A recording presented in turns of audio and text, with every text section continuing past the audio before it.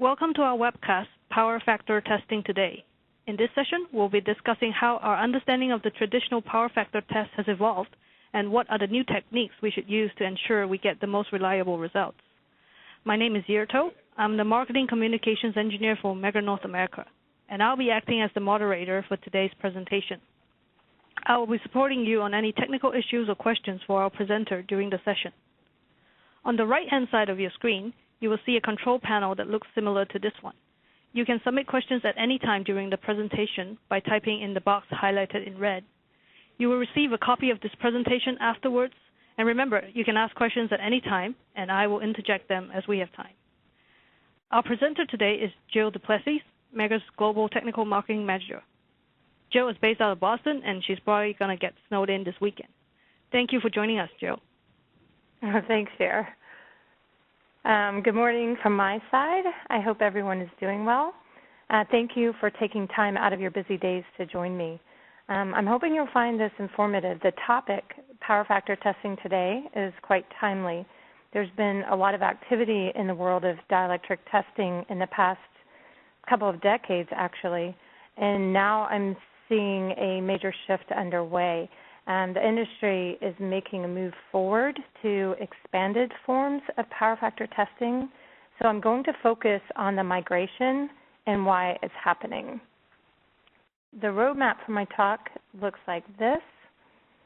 Before we jump in and start talking immediately about the tests for assessing insulation, we'll talk a bit about the dielectrics themselves, their function, the criteria we use to evaluate their health, and particularly going to key up a certain electrical test parameter, which is dielectric losses. Then we'll talk about how, as an industry, we got to where we are today. I believe that sometimes looking back reminds us to keep moving forward. I'm focusing on 3 key dielectric assessment methods today. First step will be a traditional power factor test. We will review how a power factor test works, and I'll be candid about the expectations you should build around its use. Deficiencies are what promotes change, so this is an important part of the conversation today. This will lead us to the final part of the presentation, which introduces Dfr testing, or dielectric frequency response testing. A narrowband Dfr test is an intermediate test between a power factor test and a Dfr test. It's a departure from a power factor test because we are repeating power factor measurements several times across a range of frequencies. When compared to a Dfr measurement, not only does a narrowband Dfr test have a more narrow frequency range over which we measure power factor, but a narrowband Dfr test does not rely on an insulation modeling database like Dfr does. So we'll talk about both these tests and their advantages, and we will also talk about the very important parameter temperature that you cannot ignore when you're doing power factor tests. And then finally, we'll pull it all together with a summary at the end. So here we go. Let's begin with a few slides about the insulation systems in electrical apparatus. So IEEE defines insulation as either a material, or it could be complex, it could be a system of materials, but the system should provide electrical isolation between 2 parts that will operate at different voltages whenever the asset that they're in is energized. So I have a simple illustration of a 2-winding transformer. And so, for example, when I energize this transformer, I'll have a high voltage winding at 1 potential, for example, 69 kV, and a low voltage winding at some lower voltage, for example, 13 kV. And the task of this insulation system of materials is to maintain so-called electrical isolation. So I would say that's an operative part of the definition. So what do we mean by electrical isolation? Well, it simply means that when I subject the system of materials to an electric field, to energy, that most of that energy ideally should be stored by the system of materials. If I measure this system of materials my resistive component of current through the materials should be practically zero. Now, if you think about maybe what the imagery that resistive current might be conjuring in your minds right now is conductivity. You know, okay, real current flow through these materials. Yeah, it's insulation. I don't want that. But there is another component to, or another aspect to a resistive current that this parameter represents. And that is when I subject these materials to energy. Yep, hopefully these materials are storing that energy, but some of that energy is going to be lost as heat and it will be unrecoverable. This is because there are polarization effects, physical effects happening in the materials when they're subjected to a field. So we're going to talk about polarization losses in a few minutes and their contribution to essentially losses, because I sub R component is what feeds the losses that we measure when we do power factor measurements. So dielectrics perform best when they are clean, when they're dry, when they're relatively free of voids, and also when they're used within the temperature range that they were designed to use within. In fact, if we look at the three main adversaries to a dielectric's good health, I mean, what can hurt the dielectric? Arguably, this is listed in order of, you know, which ones, you know, the top one is worse, and then so on. But I would say moisture and heat probably compete for the number one position. They're both very harmful to your continued good health of your insulation system. Oxygen is on the list as well. But dielectrics are going to fail, the insulation system is going to fail or, you know, otherwise reach its end of life whenever the stresses across the system either meet or exceed the system's ability to withstand that stress. So I really like this slide, so I've borrowed it here, because not only does it illustrate when you reach end of life or when you reach failure, but it also reinforces a concept that we have some control over when this happens. So I think it would be unrealistic to think that an insulation system would forever have a withstand that would follow this blue horizontal line, because that's the withstand it starts its life at. But with age and, you know, and condition, the withstand capabilities of an insulation system will deteriorate with time. So you can see if you follow this yellow curve down, we reach an impasse where it turns kind of blue, dotted versus green. If we allow and never do any maintenance or assessment of the insulation's health so that we know what kind of condition it's in, so that we know what type of maintenance it might need, then you could imagine that this yellow curve is going to continue to follow the blue line, and eventually it'll intersect with the gray line, gray curve at the bottom that represents dielectric stress. And when it does, that's when we reach our normal end of life. That's our normal life expectancy, that many years. If an incident happens in the meanwhile that raises the level of stress this insulation sees, and you can see where the red line, vertical line, intersects with this blue dashed curve, then you have premature failure.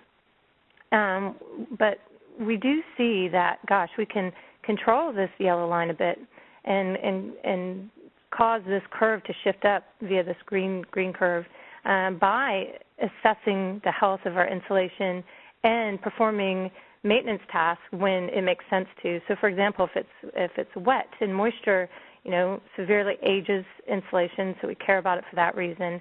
It also lowers the dielectric withstand capability of the insulation system, and it could cause a premature failure via, you know, if you get too much heat on the transformer, it can cause the water in the insulation to evaporate, and that bubble, gas bubble, can rise through a winding and cause a premature failure.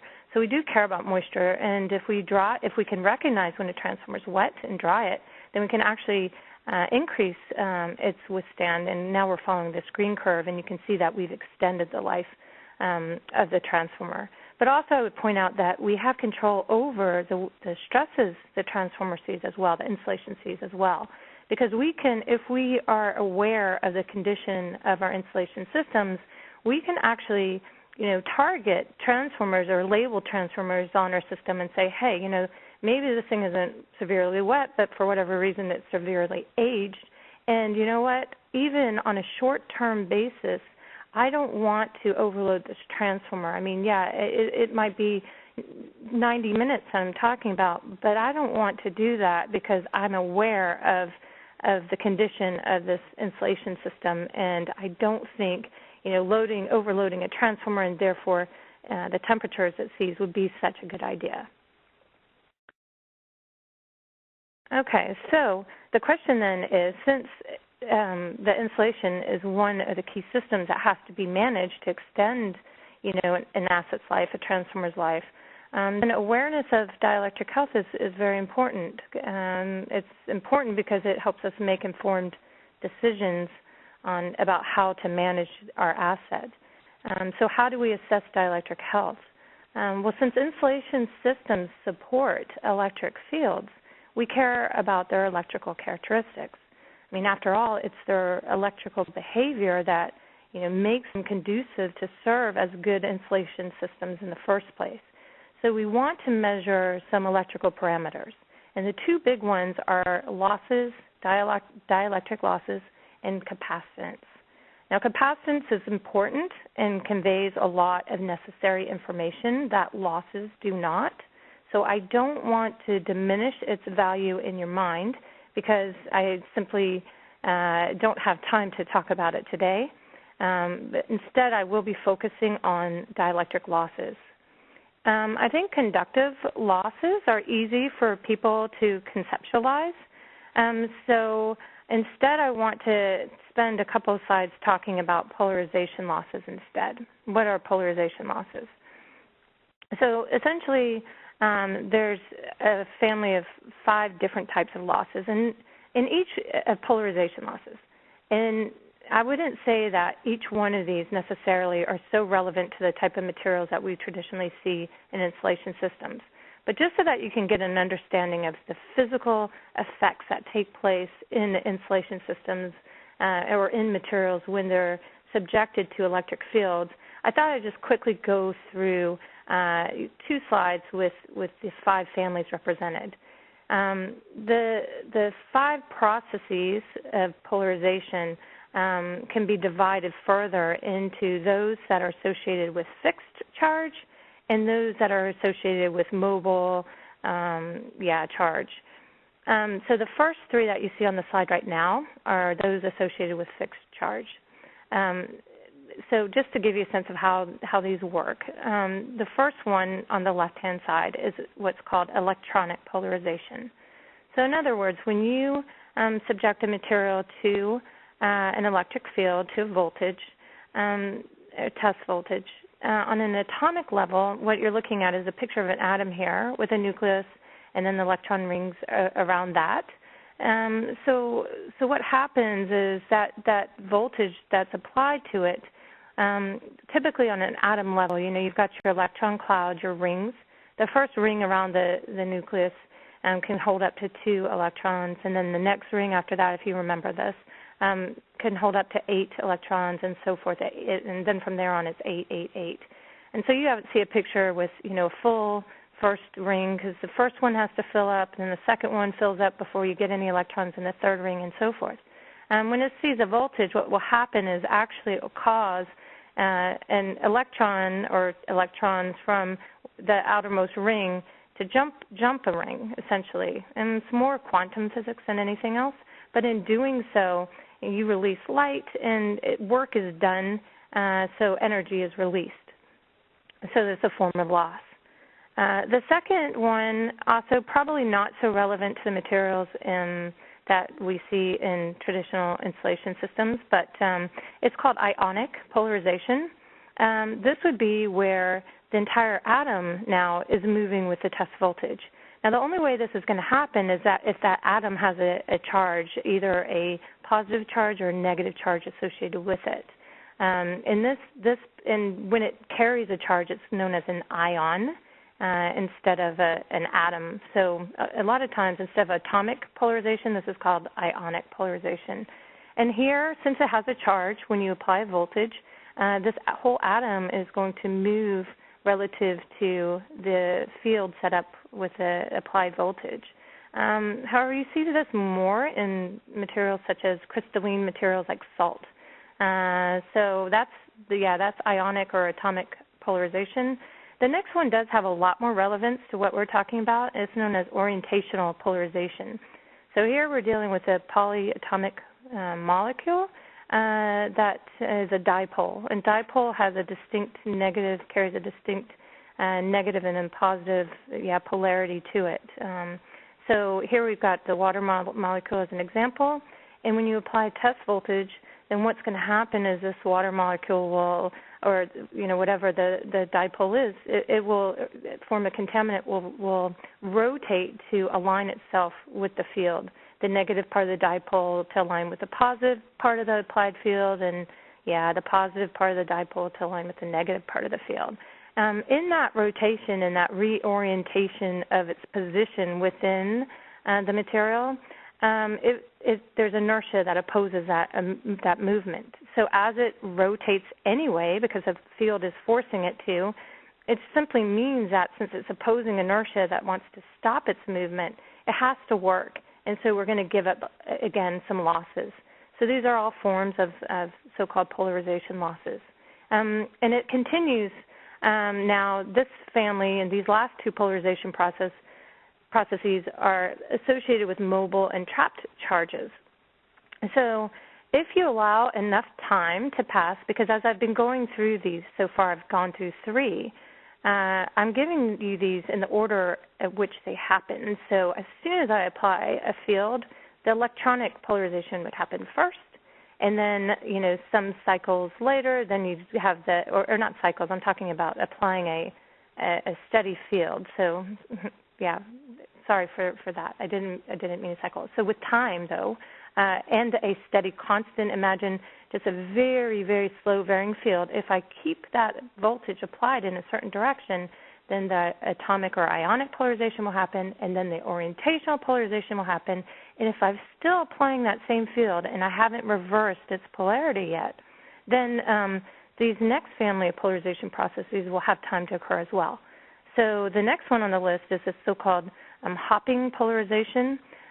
Essentially, this would be created by localized charges. So if you can imagine a homogeneous material now, and charge that can move just within the material, but not from end to end of the material, so not across the entire material, but just within it. Hopping polarization would be those charges that can move within that material, but then they get trapped and maybe spend their time there until the field changes again, at which time they may or may not move, or they may move back the way they came, and so forth. So it's a very unpredictable type of process. And the last one takes the longest to occur, and it's called interfacial polarization. Now here, this is in more of a complex type of a insulation system where you have more than one material, but it would be produced by the separation of these mobile charges that will meet together at the interface of the materials and form essentially like a wall. You could look at it. So in this example, in this diagram, you see that the positive charge in the oil would be migrating towards the negative applied field, while negative charge in the pressboard material would be moving to the left towards the positive applied field. So they meet together and form a barrier, so to speak, which then any kind of mobile charge or conductivity that would occur between these otherwise might be, the path may be changed and so forth. This takes the longest amount of time to happen, so you'd have to have a very, very slow varying field in order for enough time to pass that interfacial polarization would happen. So a long, slow, long time passing, slow varying field would equate to frequencies that are extremely low. So we're talking for sure less than 10 hertz before you would see interfacial polarization process having time to complete. Now, when polarization losses occur, they contribute to losses that we measure when we do, for example, a power factor test. Each polarization process I've described has what we call a resonant frequency, and that's a frequency at which the process will contribute the most losses to the measurement. And since each one has a different frequency at which that occurs, it's easy to see that, gosh, this is going to be a power factor measurement that's changing with frequency. The resonant frequency is described as, gosh, the polarization process, whichever one it might be, just like, for example, interfacial polarization. All the charge meets at this, at this boundary and forms this wall, and just as soon as they all meet together, then the polarity changes and everything is happening in reverse direction. So it's that frequency at which the process has just enough time to take place, and then and then the applied polarity changes and the process starts all over again. So if there's never a resting phase to the process, that would be its resonance frequency. So I just give you that because I want you to bear in mind that when we measure loss, dielectric loss, for example, a power factor measurement, polarization losses are part of what we measure in addition to conduction and conductivity. So that's all I wanted to share with you about dielectrics. Next, I'd like to move on and talk about the migration to power factor testing. How do we as an industry arrive? Oh, yes. Can we take one quick question from the audience? Yeah, of course. Abbas wants to know if these polarization losses are only relevant to DC voltage tests or also in AC as well. Oh, that's a fantastic question. So the answer is it's relevant to both. With AC, depending on how quickly we're varying the field, that will determine which of these polarization processes have time to take place. If the field is being varied very quickly, then the polarity is changing fast. Some of these polarization processes won't have time to take place, and only the fastest of the polarization processes will. So depending on what frequency we're operating at is going to definitely influence which polarization processes are contributing to the measurement, having time to contribute to the measurement, and which ones are not. So it is a phenomenon that's relevant to this discussion about AC testing, not just DC testing. But that was a great question because it kind of gives me a segue into then talking about how we ended up at power factor testing, because if we kind of go backwards and look at where we started, well then for sure first came the DC insulation resistance testing. And if you've ever done a DC insulation resistance test on a transformer, you'll know that the result is not immediate. You have to wait some bit of time before you reach stability. And that's because you're teasing out these so-called polarization effects. Once the polarization process is complete, then it's no longer contributing any losses to your measurement. So you will reach a point where you stabilize, and then you can get your true DC insulation resistance value. And so when we do a DC insulation resistance test, the goal is, hey, what kind of conductivity do we have in this specimen? That's the kind of information you're trying to determine. In fact, you've probably heard of the PI test, polarization index test, where you're comparing your resistance value after 10 minutes to 1 minute, and you don't expect them to be the same because you're still waiting for some of these polarization effects to kind of get teased out. So that was what came first. So the question is, well, gosh, why did DC insulation resistance testing? You still see it done in forms on transformers, but why is that not the predominant industry-embraced method to assess dielectric health on a transformer? So what are the problems? One of the problems is, well, by the time this test is effective, then you know that things are really bad with your insulation system. So if I take an example of a contaminant we worry a lot about, that's water. If you have a high enough concentration of water in your insulation, then it will contribute to conductive loss, which is the focus of your DC insulation resistance test. But at lower levels of water contamination, and albeit they're still completely unacceptable and not okay, at these lower levels, then water contributes to polarization losses. Because it takes quite a bit of time or things to advance, deterioration and the situation to really worsen to a really bad degree before you recognize it with DC testing, the desire was there for, gosh, we need earlier detection of a problem. Another problem with the DC insulation resistance test is specific to a complex insulation system like you'd have in a transformer or capacitive-graded bushing. It turns out that it's not an effective tool to find a localized problem. So in other words, a problem isn't prolific, is not spread throughout the entire insulation system, but just in a very localized area. This is a failure mode or a problem that we definitely want to identify, even more so than general contamination. Because if you have localized contamination, I mean, boy, this is a weak spot in your insulation and it's making you very vulnerable to dielectric failure. So those are problems you want to react to immediately versus, hey, if my whole insulation system's aging and is general deterioration, yeah, I care about that, and at some point I'm going to react to that. But that's more a situation that you can monitor it with time. You don't have to react to immediately. A localized condition is a high concern.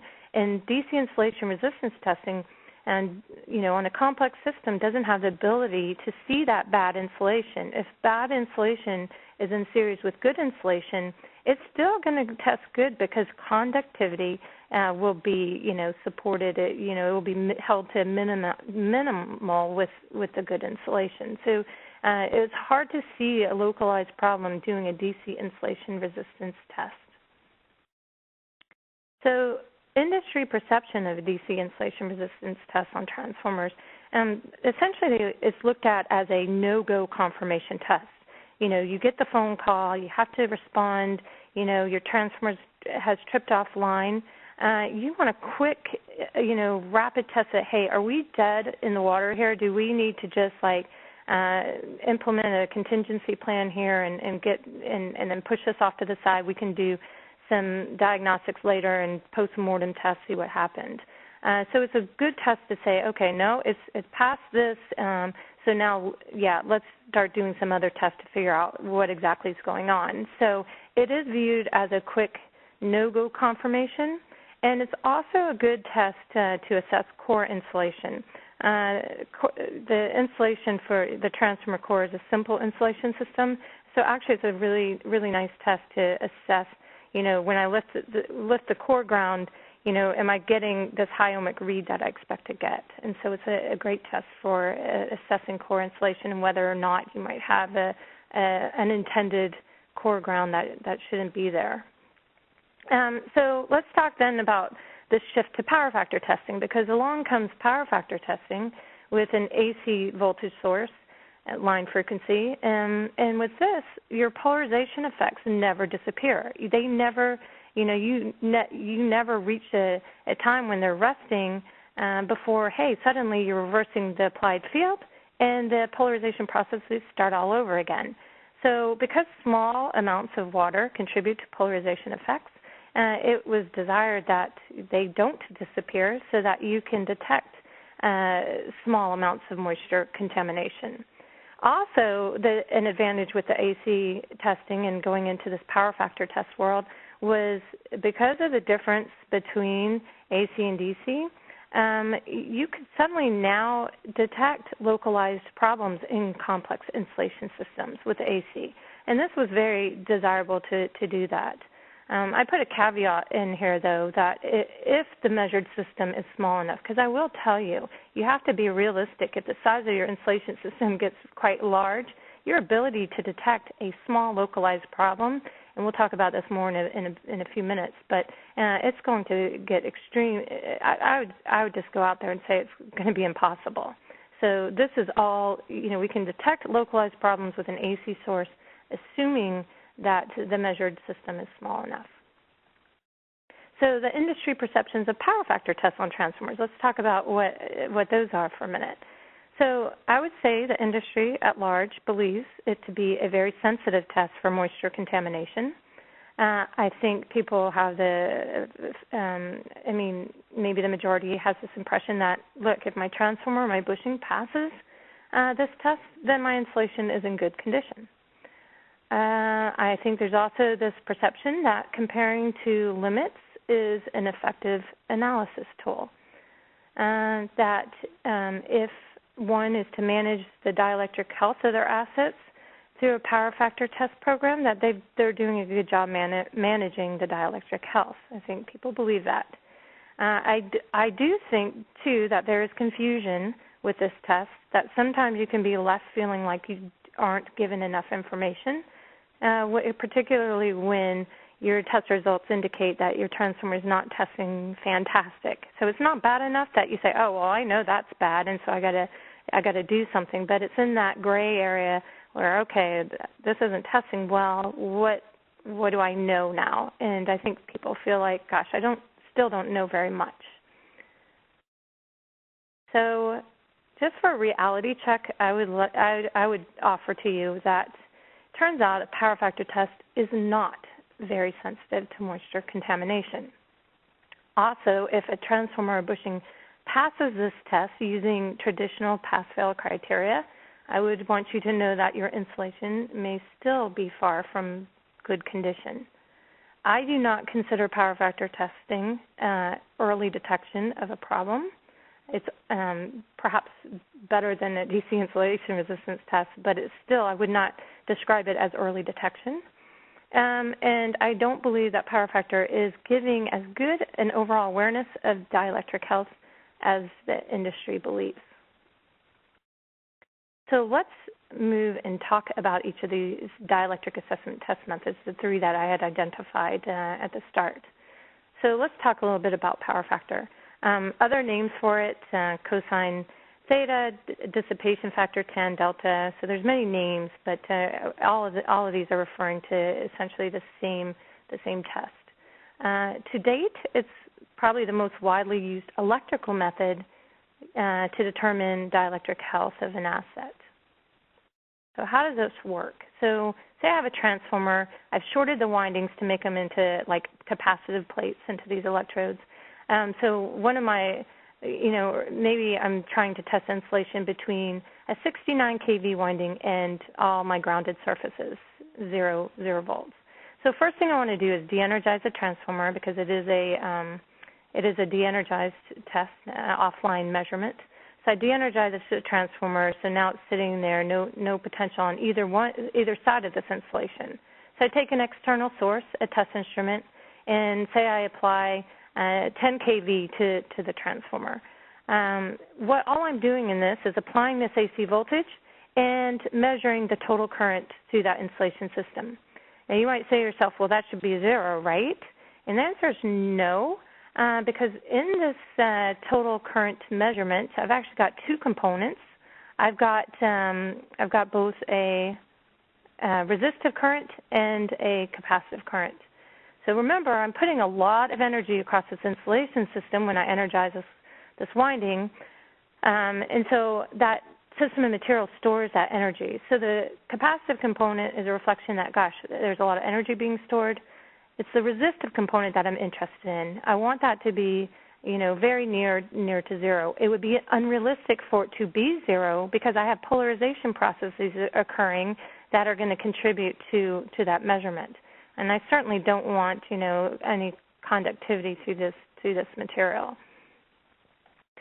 Once I have measured via my test instrument that total current, the test instrument takes care of resolving it into real and reactive components. So I don't have to do it. The test instrument reports back, this is the resistive current, here's the capacitive current. And once those values are known, and you can see them in these equations in red, then that makes possible the calculation of losses, dielectric losses, of your capacitance and your power factor. And I would just say that losses and power factor are very closely related. The reason power factor is used more often than dielectric losses as a parameter to assess the insulation is because it's taken out the size dependency of the insulation from the measurement. So in other words, if I look at dielectric losses, then I have to know exactly the size of the system I'm talking about. If I have a system that's 10 times as big as the one I'm looking at, then I don't expect the one 10 times as big to have the same amount of dielectric losses as, this other one that's a tenth of the size. If it's 10 times as big in the same exact condition, it would have 10 times as much dielectric losses as the one a tenth of the size. And when we were going around measuring insulation systems and apparatus, it's not that, we don't have the ability to quantify how big the insulation system is. We just physically can't access that information. And so that becomes a problem because if you're going to start doing some comparisons, you can't compare two systems that are not identical in size if you want to look at dielectric loss. The exception to that would be if you have previous test results for a specimen, then you can compare your dielectric loss to what it measured previously. So power factor came along, and power factor reported a system's losses relative to its overall size. So power factor is relative losses, so suddenly I could take similar insulation systems that were different sizes and yet compare power factor results because it reported relative losses. So that was the value of that parameter. Power factor is simply describing how much energy gets lost by the system when we apply some total amount of energy to it. So how much of the energy we apply gets lost when, we energize the system. It's an index. It ranks the insulation system on a scale of 0 to 100, where 0 would indicate a completely insulating system, and it's reported in percent because usually the number is very small. So we multiply by 100 to deal in percent, so that is a more tangible measurement or index. Now, industry assessment approaches for power factor compare with previous. And then trending. Trending is the same as comparing with previous, only it infers that there's more than one previous result. So if you have 10 previous results, that's nice because, maybe you have an outlier, something that, a variable that influenced your power factor results that threw it out of whack. You can quickly identify which, are outliers that shouldn't be considered. So trending is nice. And then there's comparing with limits that have been established in the industry. Those are all methods to assess power factor. So deficiencies of power factor. So this isn't anything new. I think the industry has understood that, that this has been a deficiency for decades, really. But it's an averaging test. Okay, so what does that mean? Well, one, it impacts the ability to see a problem. So let me give you an example of another averaging index, and that is a class average. So if I was teaching a class and I have all these students, say I give an exam. I have 10 students in my class. 9 of the students get a 100 on the exam. 1 fails and gets a 50. My class average, the only index I'm provided as a teacher to understand how well my class is doing, how much they're grasping the information I'm teaching, is this average index. Well, my class average in that case would be a 95. And I might think to myself, great, everybody's on track. But I would miss the detail that, no, I have one student that's totally not understanding me. We're not connecting. And so, I would miss the opportunity to change teaching style and connect with this person. So I can't see that student. If I reduce my size of class down to 2 students and give that exam, and one gets 100, one gets a 50 and fails it, well, now my class average is a 75. So it tells me, gosh, it's not fantastic. I'd like it to be better. So I can see more information when I make a sample size smaller whenever I'm dealing with an averaging index. So power factor is the same way with insulation. It's why there's procedures available to always minimize the size of an insulation system when you're testing. That affords you the opportunity to see better. The only problem is, if I'm teaching this class and I get a 75, I still don't know if I have a general problem, if both students got a 75, or if I have a localized problem, if one student got a 50 and one got a 100 or some variation therein. So I still am not able, no matter how small I make my size, unless I only had one student, right? But I wouldn't be able to determine if I have a localized problem or not. And if I make it down to one student, then it's not a complex system anyway, it's a simple system. Localized problems, it's important to be able to see that because they require immediate attention. Another problem with power factor is it's not acutely sensitive to problems at line frequency, and this is the frequency at which we have historically made power factor measurements. And even though the industry, I think, believes that it's very sensitive to, for example, moisture contamination, it's not. And I have a slide coming up to show you this. And so lastly, when a problem is indicated, it's impossible to differentiate and characterize a source. I mean, it always leaves you with this frustration of, gosh, well, why has my power factor changed? Because it can't be answered by just the power factor test. So this slide has a lot of good information in it. So what you're looking at is plotted on the vertical axis is power factor, or in this case tan delta. I got it from my colleague in Sweden. On the horizontal axis is my moisture in the cellulose in percentage, okay? So I've plotted out basically two transformers here, one that's in as new condition and one that's service aged. Okay, and so what this shows you is that one, the first thing I notice is that, well, they don't overlap. They don't have the same behavior, because what I'm looking at is what happens to my power factor as the insulation gets more and more contaminated with moisture. So as I go further to the right, you know, how is my power factor reacting? So I would say one thing to look at is, gosh, let's take an example. I measure a tan delta in this case of 0.3%. So that's a green dot on that vertical axis. And if I just kind of dash line over to where that intersects with my service age transformer versus my new transformer, this 0.3% tan delta power factor that I measure in the field, that could be representing a situation where if I have a service age transformer, it's a 0.5% of moisture, and I'm talking moisture and cellulose, right, and not power factor. So, or it could be representing all the way up to a transformer insulation that's contaminated with 2% moisture content. Well, you know, just to give you some frame of reference here, if I had a transformer that's testing above, say, 1.7% moisture content, then I'm not liking that so much. You know, I would start targeting that as a candidate for a dry out. I mean, by the time I'm, you know, getting closer to 3%, I mean, that's where you're getting really wet. But yeah, 1.7 and above, it's something that I would be not so happy about. And this is telling me that I can get 0.3% power factor for a transformer anywhere from 0.5% moisture content to 2% moisture content. Well, the problem is I'm doing power factor tests to determine how healthy my insulation is, and this is telling me that, gosh, if you don't have an idea of the condition that your insulation is, then it's really a moving target. You don't know how much moisture contamination you really have in the transformer. And you can see at the orange dot that, at 0.5% moisture, or 0.5% power factor rather, moisture is going to be somewhere around 3%. So that's actually quite high for a 0.5% power factor to be, you know, representing something that wet.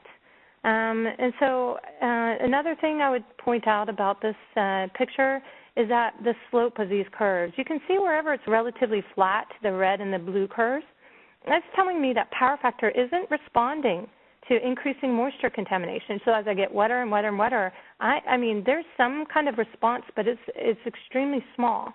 So it's not until I get a steeper curve, and that maybe is happening somewhere, depending on which condition you're in, starting somewhere between 2.5% and 3% moisture content before you're starting to get the power factor index really starting to react in some kind of noticeable way. So that's pretty bad news for a power factor measurement, that it has to get that advanced in moisture before you're really seeing any kind of movement in your power factor measurement. So what kind of implication does that have then? Well, it tells me that, okay, my power factor has a lack of sensitivity to moisture anyway at 60 hertz. So that means that if I'm going to rely on power factor to assess how healthy my insulation systems are, then I better take any change in power factor seriously.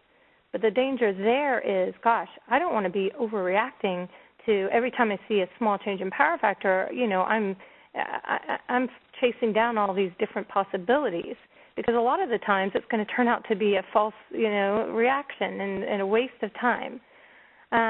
Also, because of this lack of sensitivity, trending is going to be your best analytic tool, so that you can say, gosh, have I experienced any change?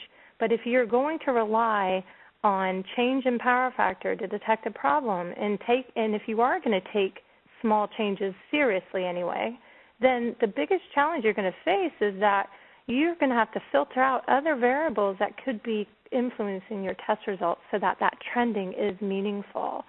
A huge variable on power factor testing is test temperature. So if you are not correctly compensating for the temperature at which you're performing that power factor measurement, then you're really, to think of trying to do trending and detect small changes in power factor, that becomes a little bit almost unrealistic. And there's other things listed here too that variables that could influence your test results, not in a representative way. At the end of the day, you want a representative power factor. So how do you get more from your power factor measurement? Well, you can further segment the system. There's all kinds of test procedures so that you can try to make them smaller so that your sensitivity increases.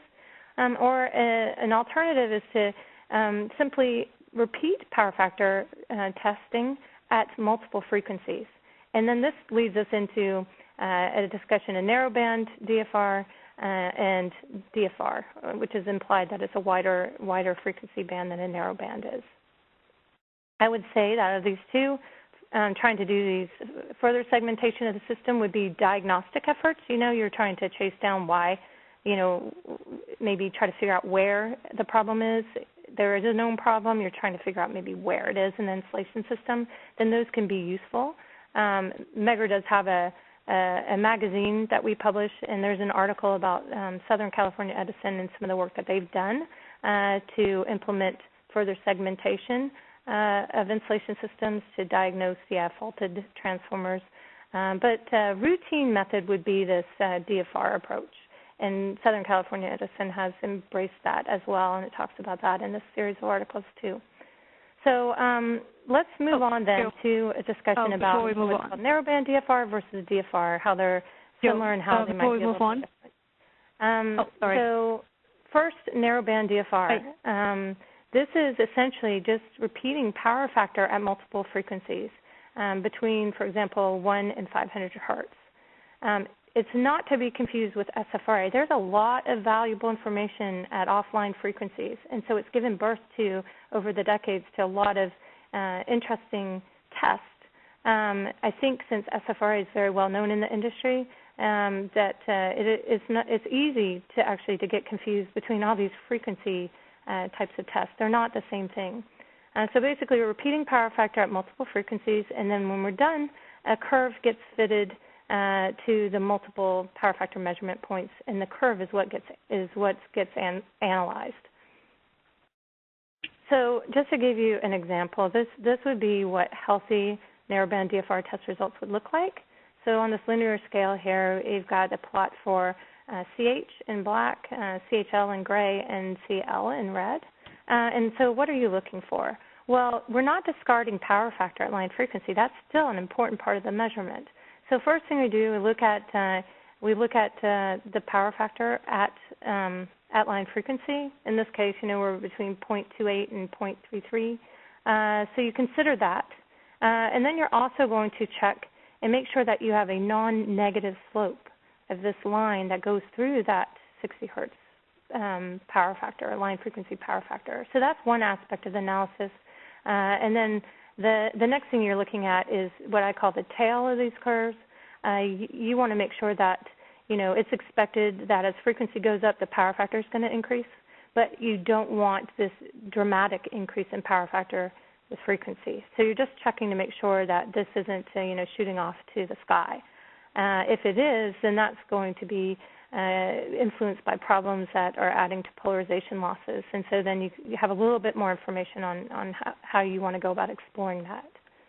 So this following gives you an example of a narrowband DFR on a transformer that had high moisture content. And so you can see if you look at the 60 hertz value, it's around 0.4%. But to the left of that, your negative slope coming into that value.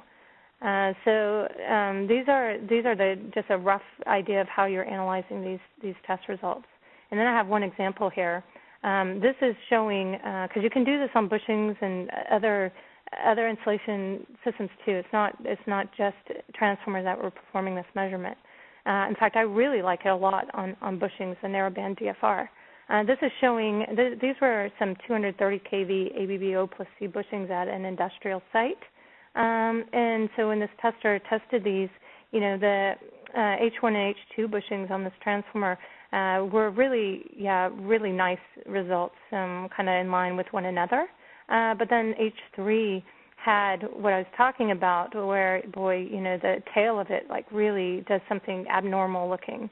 So anytime you see something like this and you say immediately, okay, well, gosh, what could be causing these higher than normal polarization losses? And with bushings particularly, anything that interrupts the kind of so-called test circuit could be cause for this. Anything that would contribute to, I don't want to come out and say PD, but something that would contribute to this so-called like hopping polarization phenomena could be subject and causing these kind of losses. So in this case, what it turned out to be, if you look, this is actually just the very, very top of this humongous bushing. You can see the bolts around it, so you can't see the sight glass beneath that. But it had the top terminal looseness. In fact, you could see where it was starting to arc a bit, and the tester ended up tightening this down and repeating the measurement. And I have the results. I don't have it in the presentation, but it came right in line, in fact, with H1 and H2. So it's a really finds a lot of these types of problems with bushings. If you could imagine, like maybe even a tap electrode not having a good connection anymore to its layer that it's tapped to. So benefits of narrowband DFR. So I would say that it provides earlier indication of a problem in the dielectric than we've been afforded all these years with just a single power factor measurement.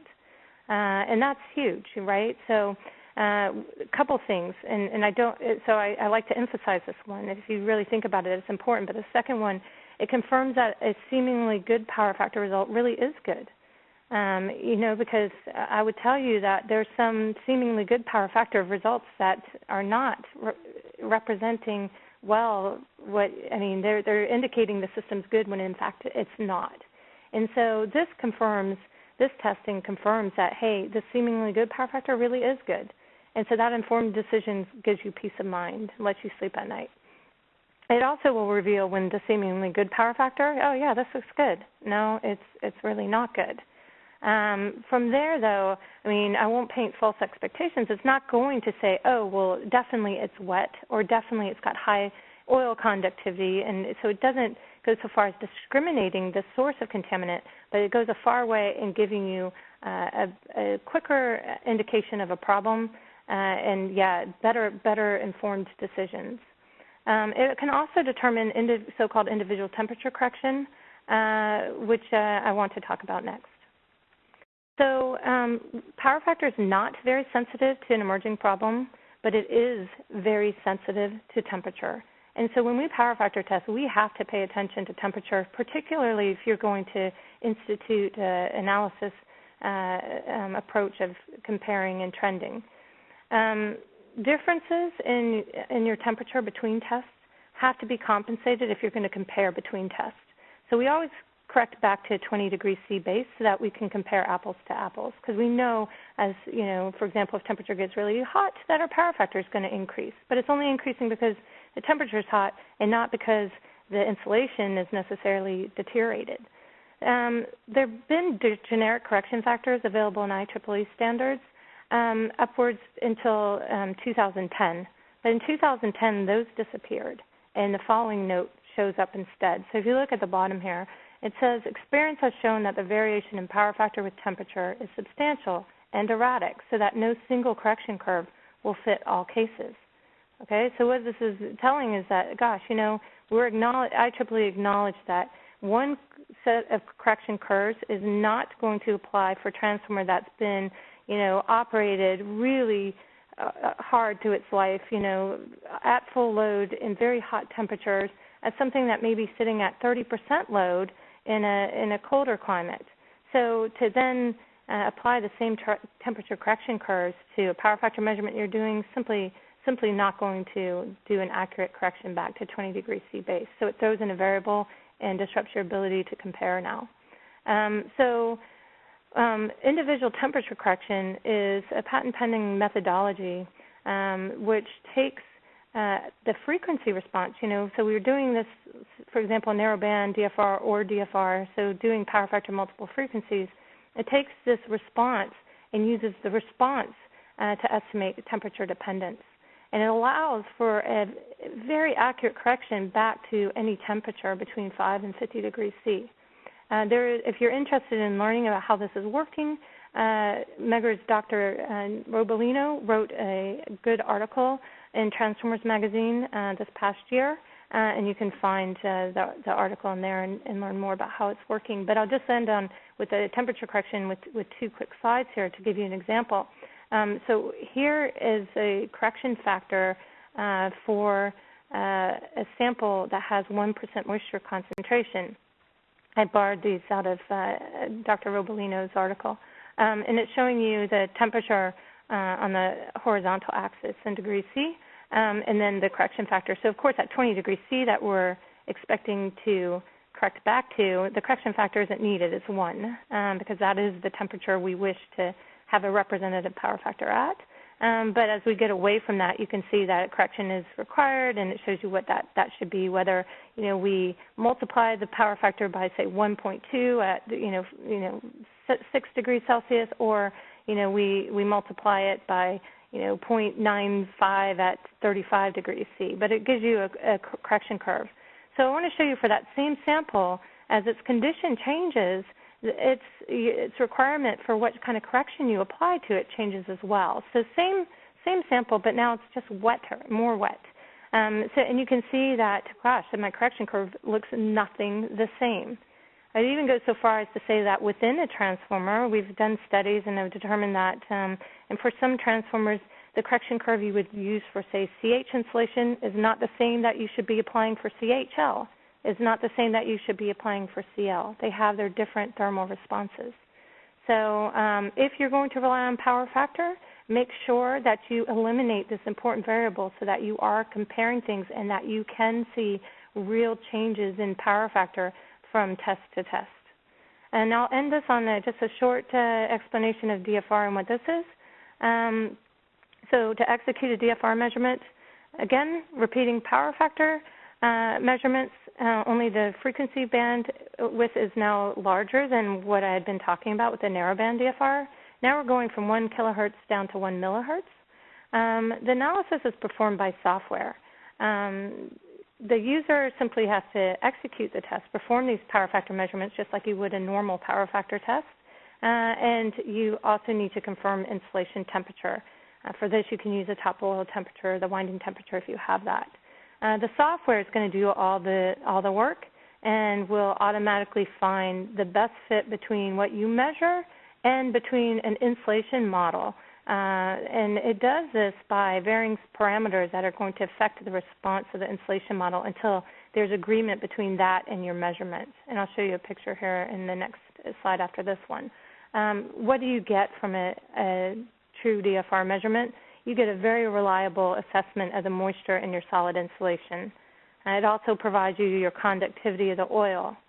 It does give you, too, your power factor at, you know, whatever measured temperature and an accurate power factor at your reference temperature, 20 degrees C. So you can see that ITC is integrated with, at least with Megger Solutions, with their DFR test. And then it will provide you a temperature dependency the temperature dependence of your power frequency power factor results. So this is all based on this XY modeling. I won't go so much into detail, but it's important that you understand the insulation system in order to have a proper insulation model to do this curve fitting. And this XY model has been accepted by the industry. Essentially, you're trying to determine, for example, between your high voltage winding and the low voltage winding here on this cross-section picture, you're trying to determine the materials present. So you got oil, you've got some pressboard barriers, and you've got some spacers. How much of that volume between the two windings is each taking up? So this is a modeling that the curve fitting is based on. This next slide just shows you in this red curve an example of what a measurement looks like. So this is essentially, your power factor, or tan delta in this case, versus frequency. You may or may not be able to see behind the red curve, particularly at the lower frequencies, a little bit of a green curve. This is the modeled curve that the software is fitting to the measured curve.